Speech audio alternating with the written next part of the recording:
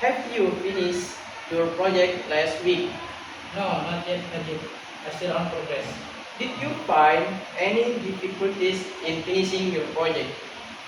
Yes, I think the project is very difficult. Why? First, the time is very short. I am running out. I'm running out the time. I haven't finished searching the material for the project. Second, I found it difficult to searching to arrange my presentation. Third, I couldn't make my text simple. So there are too many slides in my presentation. So I thought it will get a bad score again this time. Don't worry, Tom. I will help you. How?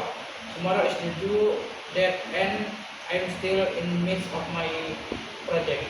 Just come to my house. I will help you. The Wi-Fi at our house is strong too, so you can search for material. First, solve the PowerPoint that you have used. Second, I will read it and help you choose items that might not be necessary for your presentation, so you may have few slides. Oh, thanks so much, Najib. You are my best friend as always. No worry, mate.